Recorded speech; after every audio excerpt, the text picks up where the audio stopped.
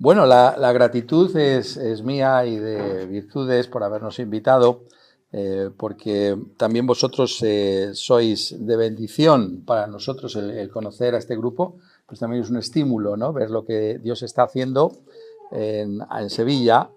Realmente estábamos comentando, ¿no? Que al moverse uno pues, por España en diversos formatos de conferencias o predicaciones, uno está viendo que esto está pasando en toda España, es decir, está viendo como un movimiento, un despertar, algo está aconteciendo y que creo que podríamos hablar de que es algo del Señor porque no depende del lugar geográfico, sino que parece que es algo transversal, ¿no? Que tiene muchas explicaciones y entonces damos gracias al Señor por ello, lo que podemos ver aquí y también pues como acabamos de escuchar, ¿no? Es fundamental que como pueblo evangélico seamos conscientes de todo lo que Dios ha hecho por nosotros y como decía ayer, que realmente no somos la primera generación de cristianos que hay en esta tierra y es fundamental que esto lo podamos ver. Y como sé que estáis aquí algunas personas que no estabais ayer, pues es bueno que podamos hacer, por amor a todos, un pequeño resumen de lo que estuvimos viendo también ayer para que todos podáis estar siguiendo lo que implica, porque realmente hay una trabazón entre las tres reuniones, ¿no? Bajo un tema que es el reino de Dios. Entonces, es iglesia, sociedad y política, pero el tema bíblico bajo el que englobamos todo esto es el reino de Dios, el reino de Dios. Y entonces vamos a leer el texto que nos está sirviendo de base, que se encuentra en el Evangelio de Mateo, y leemos siempre este texto para que de alguna manera todos podamos familiarizarnos con la idea que aparece aquí en este texto y que voy a poner de manifiesto también ahora después de la lectura, ¿no? Y es Mateo capítulo 13, versículo 24, donde Jesús dice, les refirió otra parábola, diciendo, el reino de los cielos es semejante a un hombre que sembró buena semilla en su campo, pero mientras dormían los hombres, vino su enemigo y sembró cizaña entre el trigo y se fue. Y cuando salió la hierba y dio fruto, entonces apareció también la cizaña. Vinieron entonces los siervos del padre de familia y le dijeron, Señor, ¿no sembraste buena semilla en tu campo? ¿De dónde pues tiene cizaña? Él les dijo, un enemigo ha hecho esto. Y los siervos le dijeron, ¿quieres pues que vayamos y la arranquemos? Él les dijo, no sea que al arrancar la cizaña arranquéis también con ella el trigo. Dejad crecer juntamente lo uno y lo otro hasta la siega. Y al tiempo de la siega yo diré a los segadores, recoged primero la cizaña y atadla en manojos para quemarla, pero recoged el trigo en mi granero. Otra parábola les refirió diciendo, el reino de los cielos es semejante al grano de mostaza que un hombre tomó y sembró en su campo, el cual a la verdad es la más pequeña de todas las semillas, pero cuando ha crecido es la mayor de las hortalizas y se hace árbol, de tal manera que vienen las aves del cielo y hacen nidos en sus ramas. Otra parábola les dijo, el reino de los cielos es semejante a la levadura que tomó una mujer y escondió en 3 medidas de harina hasta que todo fue leudado. Todo esto habló Jesús por parábolas a la gente y sin parábolas no les hablaba, para que se cumpliese lo dicho por el profeta cuando dijo, abriré en parábolas mi boca, declararé cosas escondidas desde la fundación del mundo. Entonces, despedida a la gente, entró Jesús en la casa y acercándose a él sus discípulos le dijeron, explícanos la parábola de la cizaña del campo. Respondiendo él les dijo, el que siembra la buena semilla es el Hijo del Hombre. El campo es el mundo. La buena semilla son los hijos del reino y la cizaña son los hijos del malo. El enemigo que la sembró es el diablo. La siega es el fin del siglo y los segadores son los ángeles. De manera que como se arranca la cizaña y se quema en el fuego, así será en el fin de este siglo. Enviará el Hijo del Hombre a sus ángeles y recogerán de su reino a todos los que sirven de tropiezo y a los que hacen iniquidad. Y los echarán en el horno de fuego. Allí será el lloro y el crujir de dientes. Entonces los justos resplandecerán como el sol en el reino de su Padre. El que tiene oídos para oír, oiga.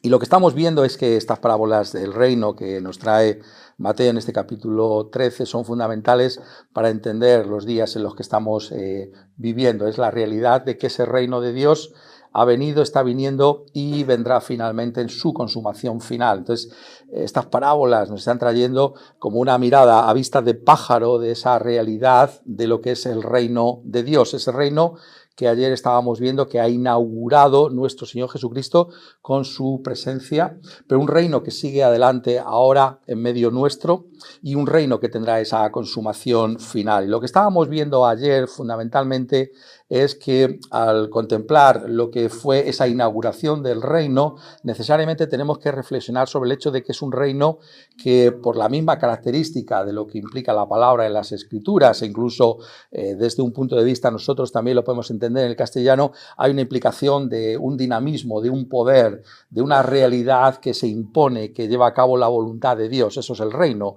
no es como el reino de España, ¿no? Donde tenemos un rey que sí que es el rey, pero no gobierna realmente, ¿no? Sino que es una figura representativa de lo que significa el Estado español. No es así como debemos entender el reino de Dios, sino que el reino de Dios es un poder que realmente ha transformado nuestras sociedades. Y eso es sobre todo lo que yo quería llamar vuestra atención, que la sociedad en la que estamos viviendo ahora es una sociedad que ha experimentado como tal el poder de Dios en medio de ella y que tenemos que ser conscientes, por tanto, de que vivimos en un mundo que está, como dice también aquí el Señor Jesucristo, está leudado por la levadura del Evangelio, del reino de Dios, de la realidad de que hay un Señor Jesucristo que dio su vida por la Iglesia en aquella cruz del Calvario para redimirla, para hacerla suya, y que ha resucitado entre los muertos, que ha ascendido y que está reinando sobre toda realidad visible o invisible, hasta que todos sus enemigos sean puestos como estrado de sus pies. Y eso es lo que está implicando para nosotros, es que ese reino ha tenido una repercusión en cuanto a este mundo. Y no como un fin en sí mismo, es decir, simplemente porque Dios quiere que este mundo sea un mundo distinto, sino por causa del Evangelio. Por causa del anuncio del Evangelio de nuestro Señor Jesucristo. Entonces, en esta extensión del reino, todo lo que ha acontecido es para que este Evangelio pueda extenderse por toda la tierra, pueda tener una eficacia salvadora en toda la tierra. Y Dios ha preparado, si lo podemos decir así, las circunstancias de este mundo para que precisamente por eso ese evangelio se pueda extender. Y ayer dejé esto precisamente como sabía que hoy íbamos a estar más personas, ¿no? Decir, bueno, pues qué pasa, ¿no? En los lugares de la tierra en los que hay persecución, en los que hay dificultades, ¿no? ¿Acaso el reino de Dios no está allí? Y es verdad, el reino de Dios está exactamente igual en esos mismos lugares de la tierra. Dios no está, en otras palabras, constreñido por la realidad que haya podido tener la expansión de lo que es la influencia de las Escrituras en el occidente cristiano. Pero Dios tiene un plan, ¿no? Y vemos cómo esa realidad de lo que ha implicado el Evangelio, pues es un Evangelio que está crecientemente extendiéndose por toda la tierra y lo está haciendo desde esos lugares en los cuales la reforma de la que estábamos hablando y los sucesores de la reforma, que fueron los puritanos, tuvieron influencia, y esto sobre todo el desarrollo más maduro en lo que se llaman los despertares o el despertar evangélico, ¿no? Del siglo XVII, del siglo XVIII, en los que hay también la expansión misionera, ¿no? De la Iglesia, que lleva el Evangelio hasta otros lugares de la tierra y hasta el punto de que hoy, por lo que estamos escuchando, sabemos que ya hay más cristianos en lo que se llama el sur global que aquí en el norte, ¿no? Y entonces hay como que se ha cambiado el paradigma, ¿no? No hay ya tantos cristianos aquí. Hay más cristianos en otros lugares de la tierra, en Asia, en África y por supuesto en América, de la que también venís muchos de vosotros. Entonces, ¿qué ha hecho entonces ese evangelio en cuanto a nuestra sociedad occidental y qué es la expectativa de ese evangelio en cuanto a ese sentido? Porque nosotros sabemos que estas circunstancias son favorables, hablaremos de esto también un poquito más en la última sesión, son favorables para la extensión del Evangelio. Eso es lo que hay que ver, ¿no? Pero no porque yo quiera decir que son favorables para la extensión del Evangelio, es porque nos respaldan estos 20 siglos, ¿no? Estos son unos problemas que tenemos, ¿no? Como antes estaba señalando Alberto, tenemos que ser conscientes de nuestra propia historia y que no es simplemente una historia cualquiera, sino es la historia de Dios, en la que tú y yo estamos ahora envueltos, ¿eh? Y tenemos que vernos como protagonistas de esa historia por la gracia de Dios, una historia que nos pertenece a nosotros y que tenemos que reivindicar como nuestra. Pero, vuelvo a reiterar, porque esto es lo fundamental, para la extensión del mismo Evangelio, de la salvación, que es realmente el corazón mismo de lo que significa el reino de Dios. ¿Y qué ha hecho la fe cristiana? Bueno, estábamos ayer mirando, ¿no?, cómo transforma este mundo de una sociedad sacra a unas sociedades plurales, ¿no? Porque hay tantas dificultades en algunos lugares del mundo para la extensión del Evangelio, porque siguen siendo sociedades sacras. Ahí está el ejemplo más claro, ¿eh? ¿Por qué es tan difícil? Porque no ha leudado, lo voy a poner en esos términos, no ha leudado la masa en esos lugares donde siguen viviendo, se suele decir así por los expertos, los académicos, ¿no?, en la Edad Media todavía.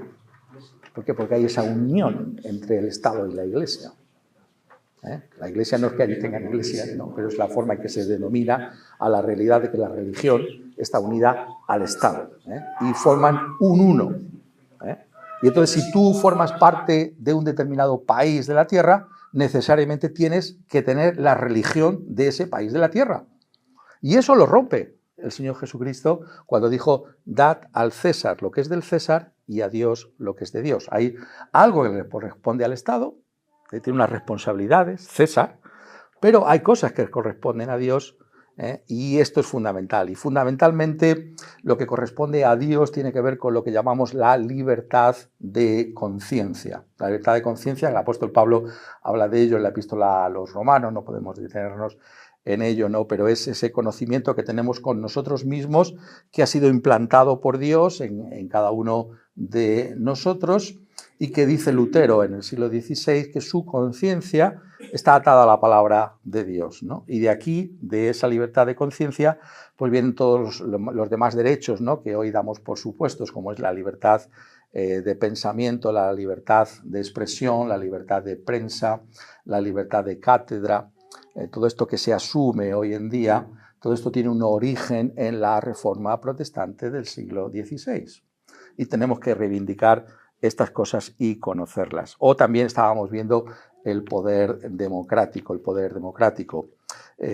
¿Se puede ser cristiano fuera de un país democrático? La respuesta es que sí.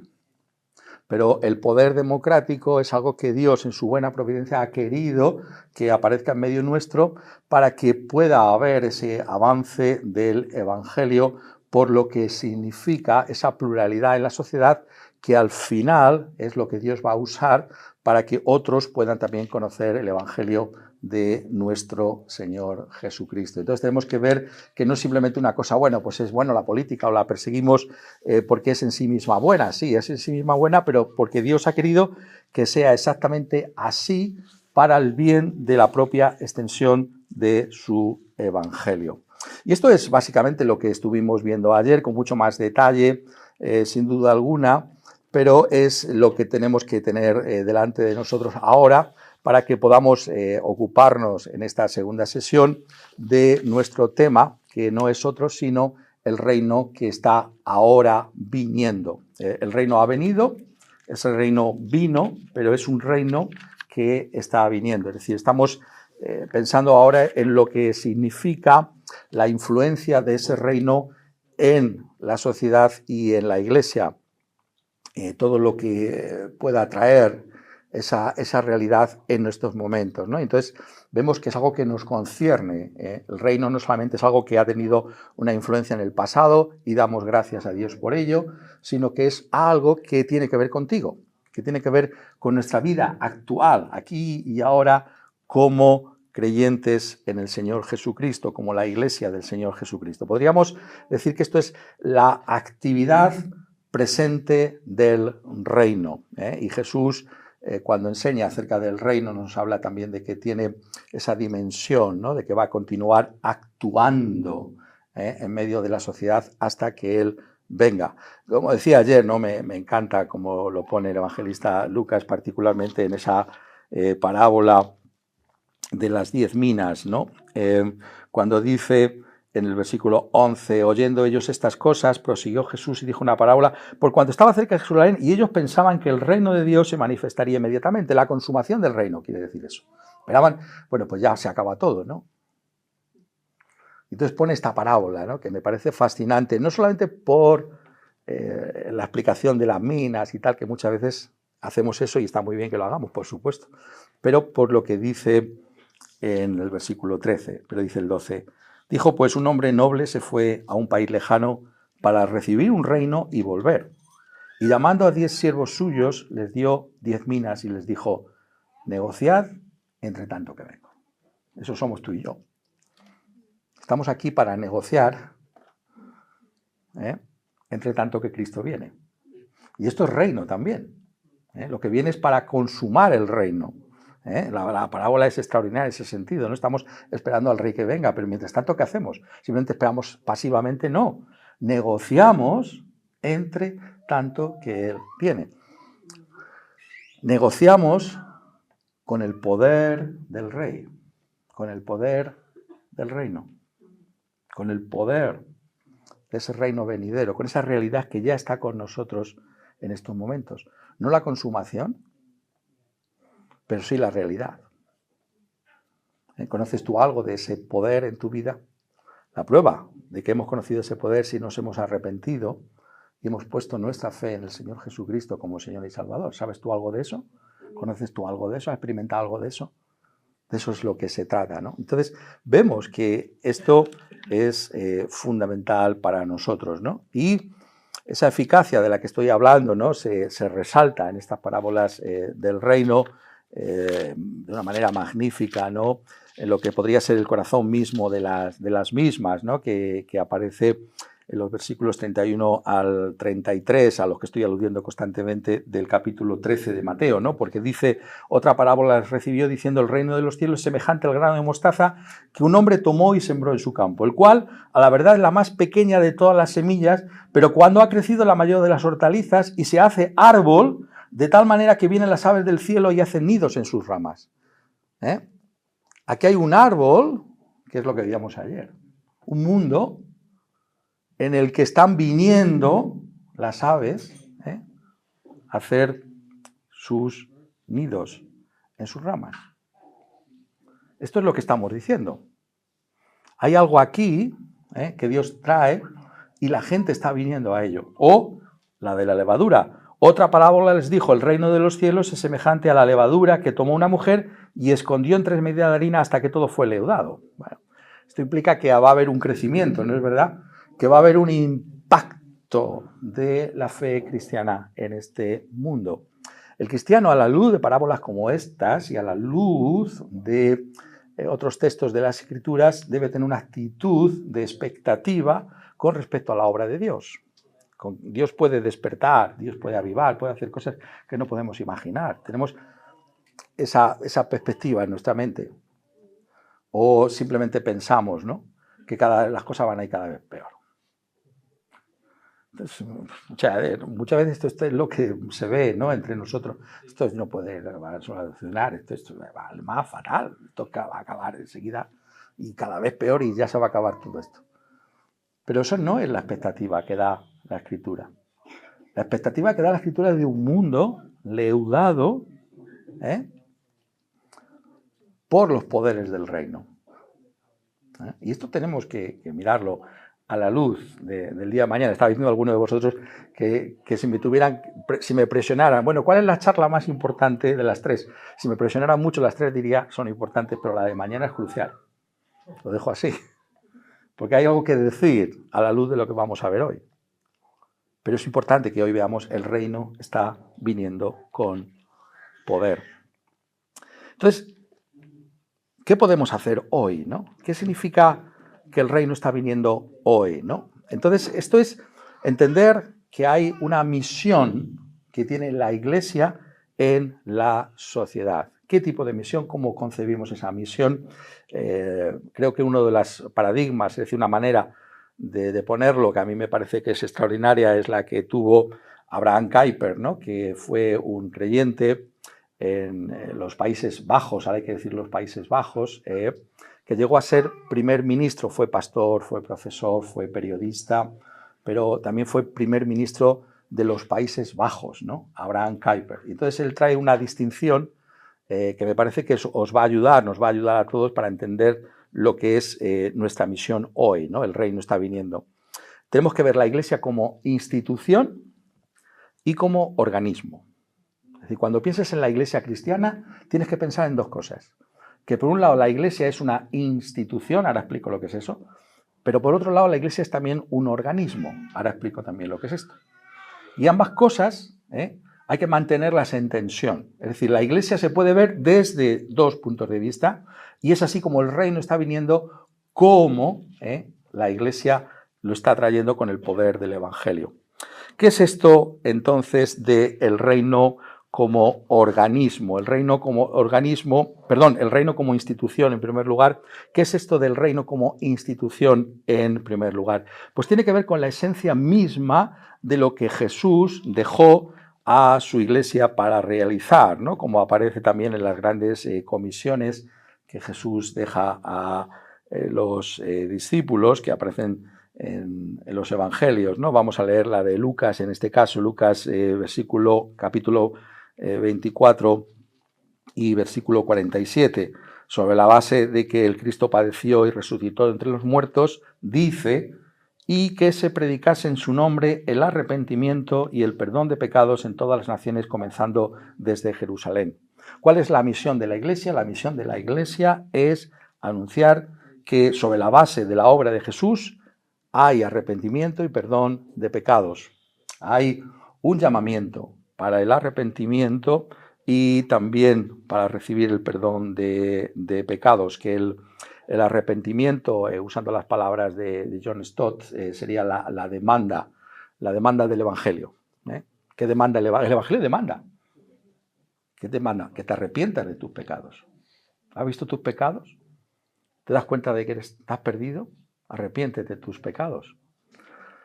Pero hay también una oferta del Evangelio, que es el perdón de los pecados. Se ofrece gratuitamente el perdón de los pecados. Se ofrece a todos y cada uno de nosotros hay una oferta. Vuélvete a mí y sé salvo.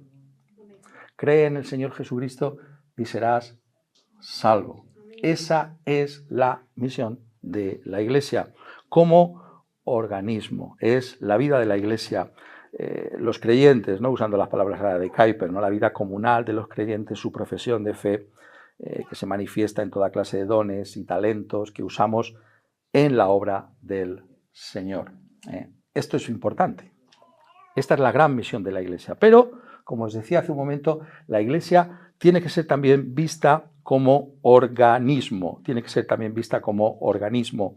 Y como organismo, lo que está diciendo la Escritura es que la Iglesia tiene que ser vista también como los miembros de la Iglesia que están viviendo en esa misma sociedad en la que nos encontramos. Es decir, una cosa es lo que hacemos como Iglesia anunciando el arrepentimiento y el perdón de los pecados, y luego lo que hacemos como creyentes en nuestra vida cotidiana y diaria. Eso sería la Iglesia como organismo, como algo vivo, miembros vivos que interactúan con otras personas que están en la sociedad, sean o no creyentes, en las profesiones y en los llamamientos que Dios pueda hacer para cada uno de nosotros. Y si somos capaces de mantener clara esta distinción, entonces vamos a ver cómo el reino está viniendo en nuestros días, cómo está actuando. Lo está haciendo en ambos sentidos, ¿no? Lo está haciendo como institución que anuncia el Evangelio, y lo está haciendo como organismo que vive el Evangelio. Y ambas cosas son necesarias. Es necesario anunciar el Evangelio, es necesario que eso sea la prioridad de la Iglesia, pero al mismo tiempo la Escritura resalta, Jesús resalta que el poder del reino aparece en las vidas que manifiestan que ese evangelio ha sido recibido por nosotros. ¿Y esas vidas dónde se viven? Bueno, se viven, hay algunas reuniones que tenemos como iglesia, ¿no? Pero se viven fundamentalmente en el mundo del trabajo, en las familias, con nuestros vecinos, incluso en un llamamiento político, porque puede haber creyentes que sean llamados a ser políticos. Entonces, si tenemos esto claro, entonces vamos a ver en qué sentido nosotros podemos ver la realidad del reino. Esto es fundamental y estoy insistiendo mucho en ello para que nos quede muy, muy claro, ¿no? Una cosa es la institución con sus oficios, la administración de la palabra y los sacramentos, y otra cosa que es el como organismo, que significa esa vivencia de ese evangelio en medio nuestro, en esta sociedad en la que nos encontramos. Y entonces la Iglesia como institución, a la luz de lo que dice ese texto de Mateo, que ya veíamos ayer, tiene que seguir estando separada del Estado. Esto es fundamental. Si queremos anunciar puramente el Evangelio de Cristo Jesús, no podemos estar unidos de ninguna manera al Estado. Tenemos que mantener realmente con urgencia y realmente con fuerza nuestra propia independencia espiritual. La Iglesia no se puede casar con ningún gobierno de este mundo, aunque todos los miembros de ese gobierno fueran cristianos o pretendían serlo. La Iglesia sigue siendo algo distinto, ¿vale? Esto es fundamental, que lo tengamos claro, porque si no, no vamos a entender lo que debemos hacer, ¿no?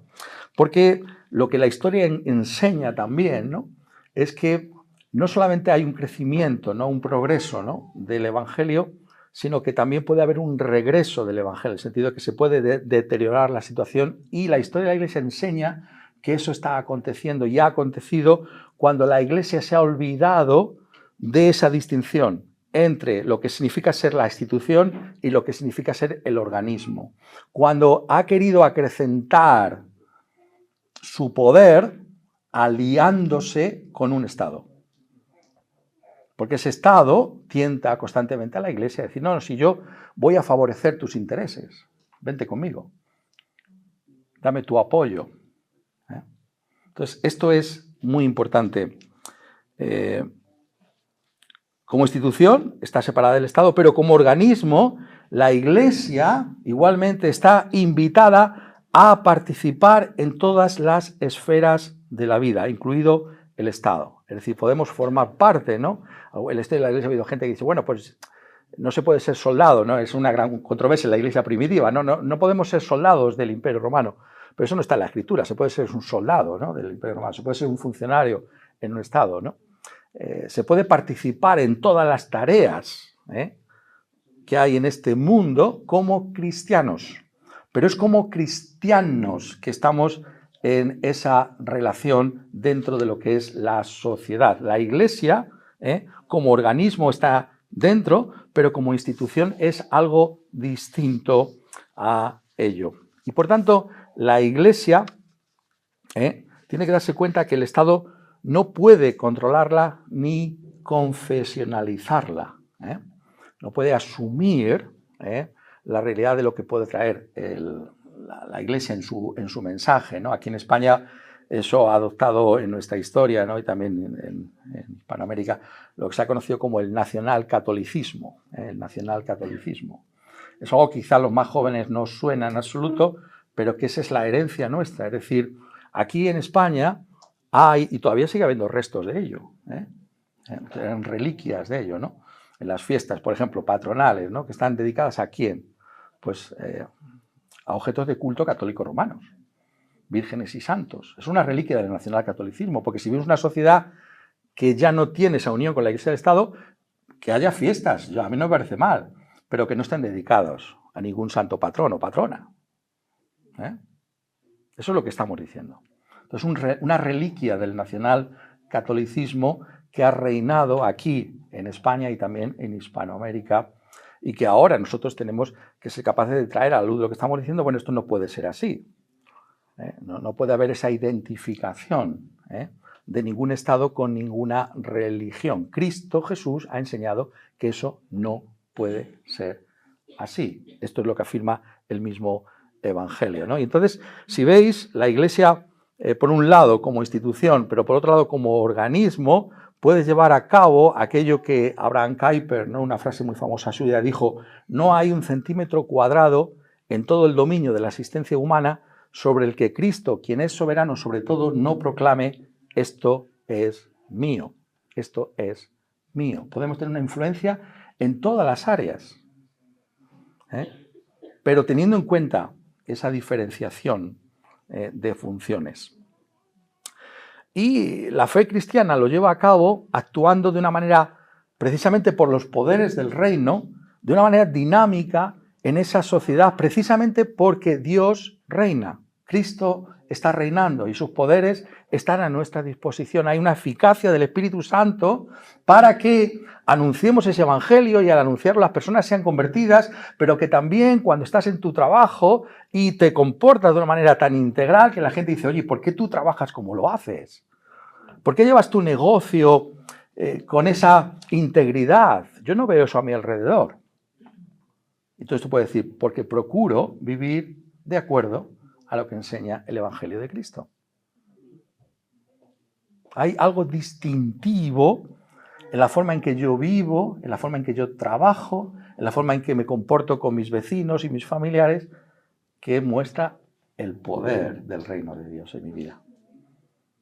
No que seamos perfectos, pero que es la realidad de la que estamos hablando. Y entonces, lo que tenemos que darnos cuenta es que hay, y sobre todo en nuestros días, ¿no?, y esto es parte de lo que estamos mirando, ¿no?, hay que mirarlo con detalle, ¿no? No debemos en ningún momento caer en esa tentación, que ha sido una tentación perenne de la Iglesia y sigue siendo hoy en día, de que algún Estado pueda apropiarse de la Iglesia. Entonces, ayer citaba, ¿no?, a uno de los grandes teólogos evangélicos españoles, que nos sentimos muchos de nosotros deudores, José Grau, que dice: la Iglesia, es una frase de él, la Iglesia no debe permitir que ningún grupo, ideología, persona o Estado la manipule, la instrumentalice para promover sus propios intereses y puntos de vista. No podemos permitir esto, sino que tenemos que mantener nuestra independencia del Estado. Tenemos una visión de las cosas que es bíblica, y vamos a ver que tiene unas implicaciones, sin duda alguna, políticas, pero mantenemos esa independencia. Y no decimos: yo respaldo como Iglesia esta determinada candidatura política. Cosa distinta es que tú, como cristiano individual, en el otro sentido de la Iglesia, organismo, puedas decir: bueno, pues yo, como cristiano, voy a votar por tal opción. Vale. En tu conciencia tú podrás hacer eso. Pero la Iglesia como tal,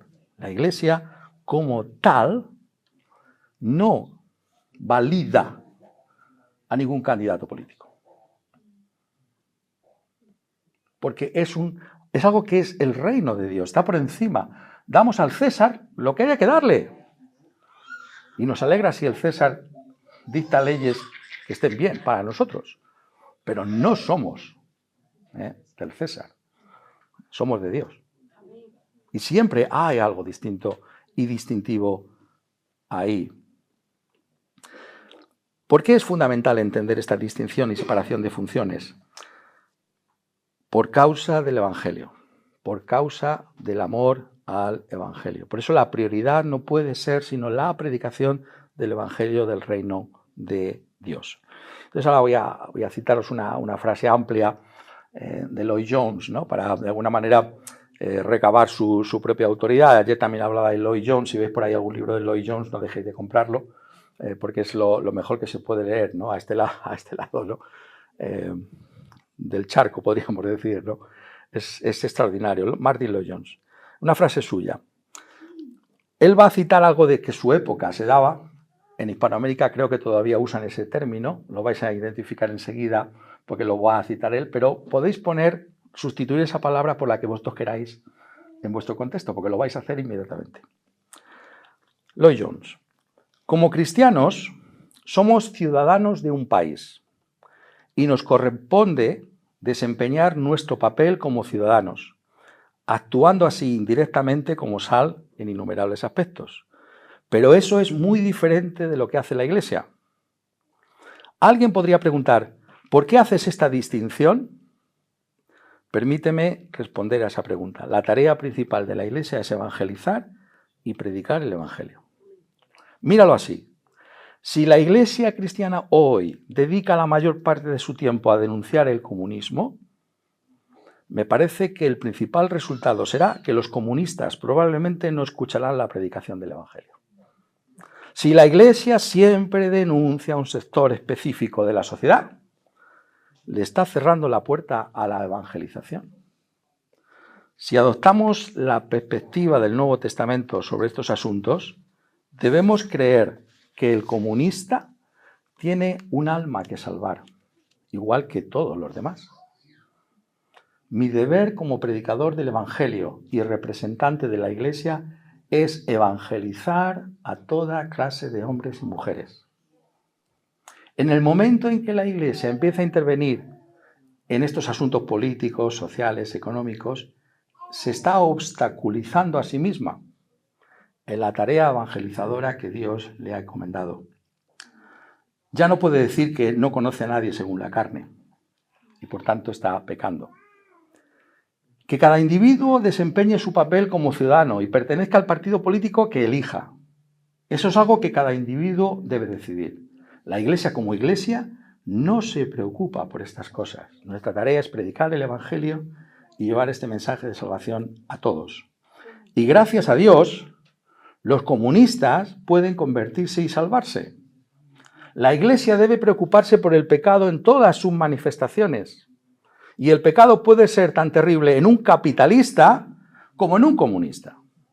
Puede ser tan terrible en un rico como en un pobre. Puede manifestarse en todas las clases sociales, en todos los tipos y en todos los grupos. ¿Hasta qué punto, hermanos y amigos, estamos poniendo obstáculos a lo que ya es de por sí el escándalo de la cruz? Tenemos que plantear. Ya de por sí la cruz humilla al pecador.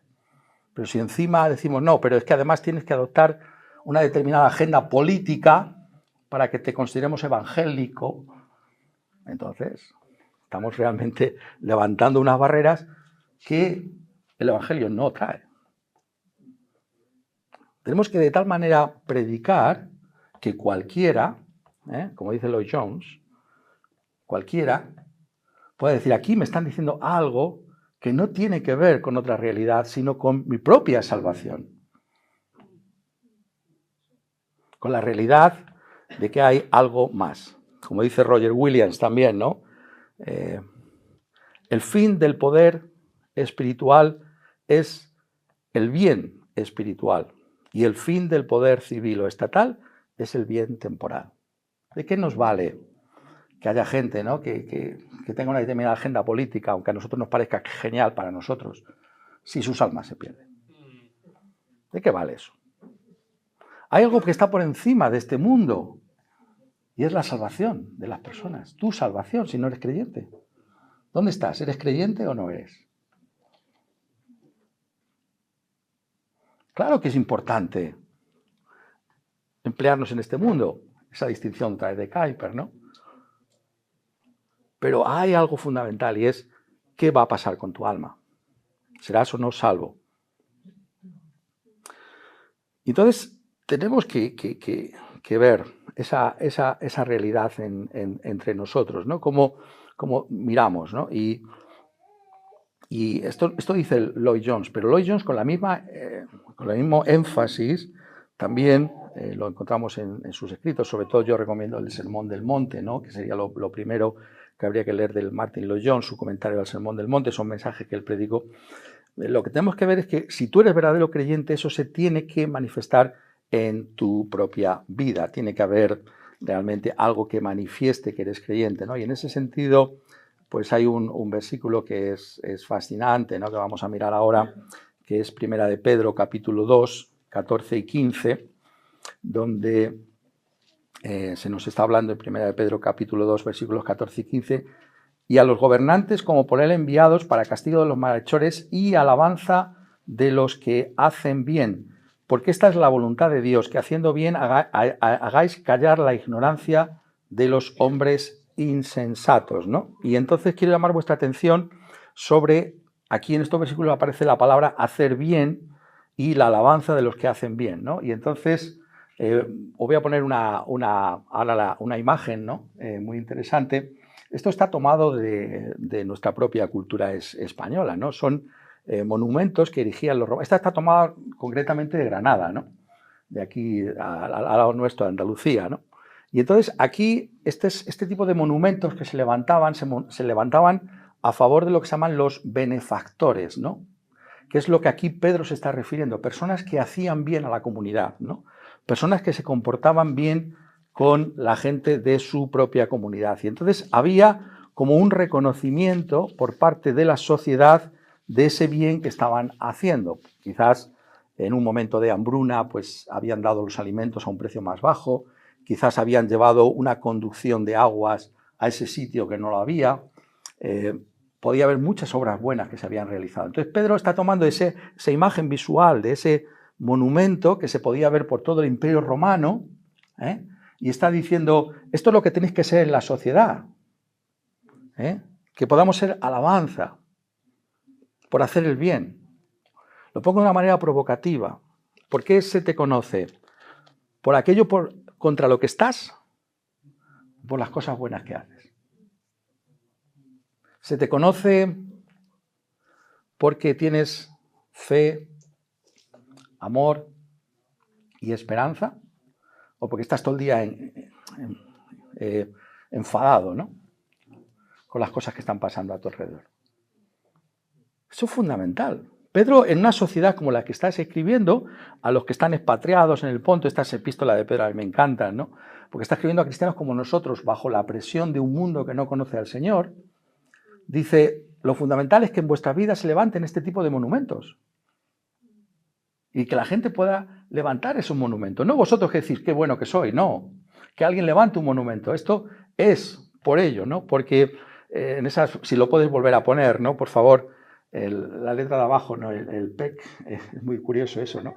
El pec significa de su propio pecunio, en latín, ¿no? O sea, que no es que ha empleado el dinero del Estado para engrandecerse a sí mismo. Fíjate lo que este hospital yo lo inauguré y tal, está mi placa y tal. Bueno, pues pagado con el dinero de otro, ¿no? Pero esto es que tú has pagado de tu bolsillo. Y oye, fíjate, este hombre lo ha pagado él, ¿no? Y se reconoce. Es así como tenemos que vivir. Es así como se nos dice que debemos comportarnos. Y en ese sentido, ¿no? Tenemos ese gran texto del Señor Jesús, que está también en el Evangelio de Mateo, capítulo 5 y versículos 13 al 15. Vosotros sois la sal de la tierra, pero si la sal se desvaneciere, ¿con qué será salada? No sirve más para nada, sino para ser echada fuera y hollada por los hombres.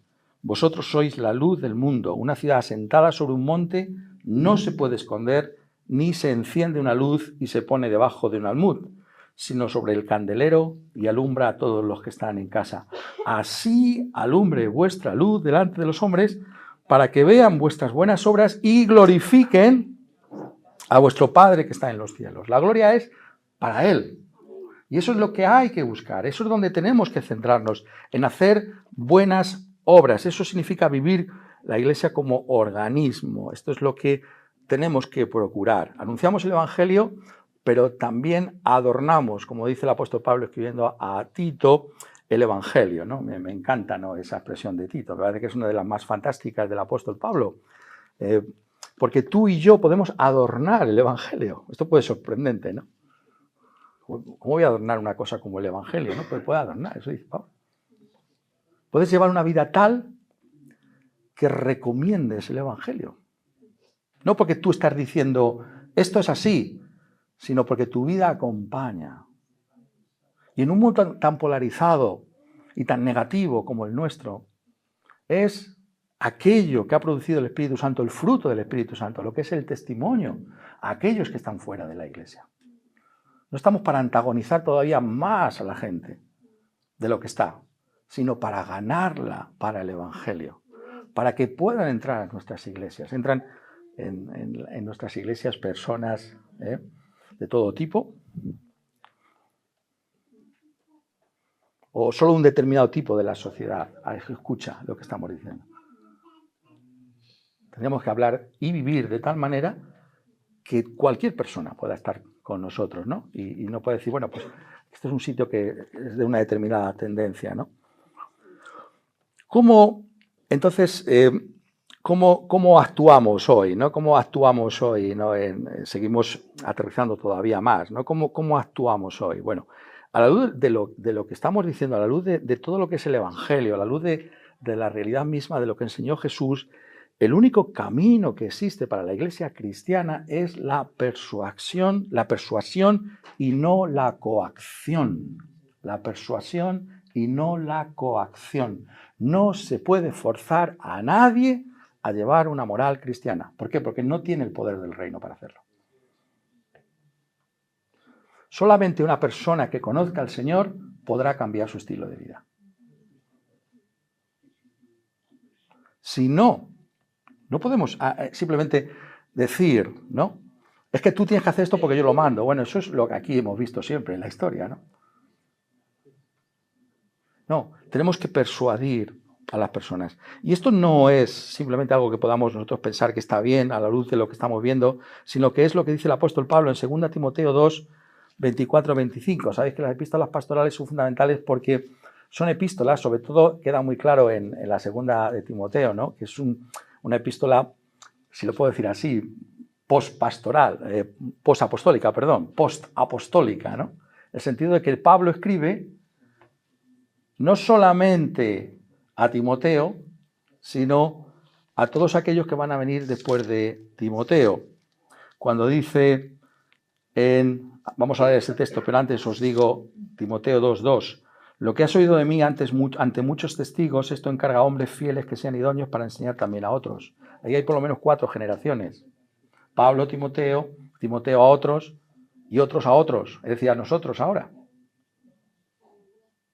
Esto es para nosotros. Pablo dice, porque el siervo del Señor no debe ser contencioso, sino amable para con todos, apto para enseñar, sufrido, que con mansedumbre corrija a los que se oponen, por si quizá Dios les conceda que se arrepienten para conocer la verdad y escapen del lazo del diablo en que están cautivos a voluntad de él.